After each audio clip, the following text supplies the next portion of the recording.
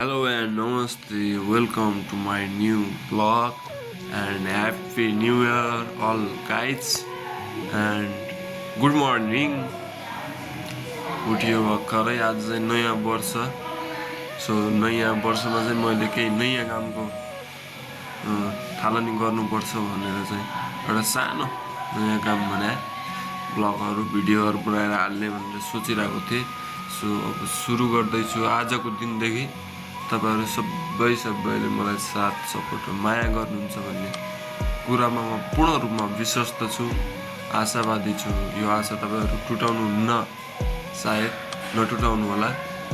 तपाईहरुको पनि 2082 सालमा चाहिँ हुन नसकेको सबै कामहरु पूरा हुन्, तपाईको सोच, इच्छा, आकांक्षा सबै पूरा होस् है। तपाईलाई नराम्रो कुराहरु चाहिँ नहोस्, सबैको राम्रो होस्। तपाईको सुस्वास्थ्य, दीर्घायु एवं उत्तर प्रगतिको कामना गर्दछु। Let's go. नयाँ वर्ष भन्ने मात्रै हो हैन, नयाँ वर्षमा फेरिने भनेको पार्तो मात्रै हो। तपाईको काम, तपाईको प्यासन, तपाईको हैन के छ त्यो सबै चाहिँ तपाईले कन्टिन्यू जसरी जुन रफ्तारमा गरिराख्नु भएको छ त्यही रफ्तारमा गर्नु हो। पार्तो बाइक अरु केही पनि फेरिने वाला छैन। सबै कुरा नयाँ बनाउनु पर्छ। नयाँ वर्षमा भन्ने त्यो चाहिँ फ्याक हो भन्छु म हैन। सबै एउटै हो, फेरिने वाला केही छैन। पार्तो बाइक हैन, तपाईले चाहिँ आफ्नो काममा, प्यासनमा ध्यान दिनुपर्ने हुन्छ।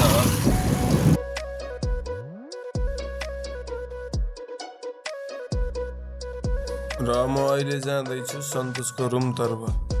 सन्तोषले बोलाएको छ कि कतै घुम्न जाउँला, आइज भनेर। म जाँदैछु ब्रेन चोक।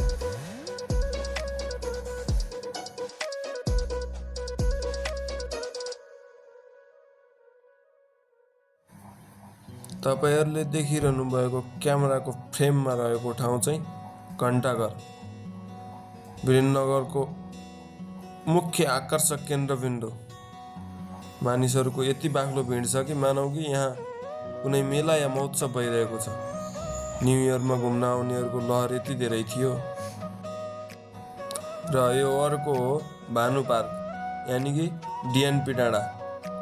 भानु पार्क भन्दा पनि डिएनपी डाँडाले बढी परिचित रहेको ठाउँ। ल मेरो ब्लगमा आइ भन्दै गणेश। सन्तोष न केही भन्नु छ निस्किने बेला?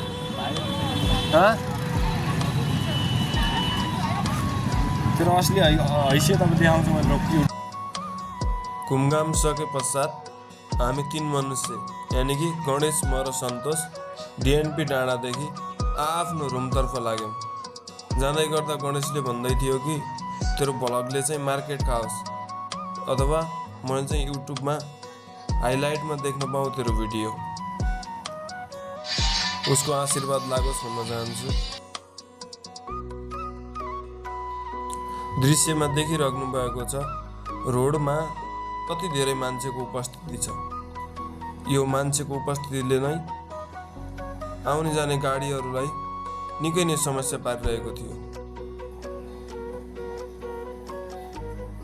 तपाईहरु पनि हैन अबदेखि चाहिँ खुसी हुनु चाहनुहुन्छ भने एक्लै रमाउन सिक्नु होला।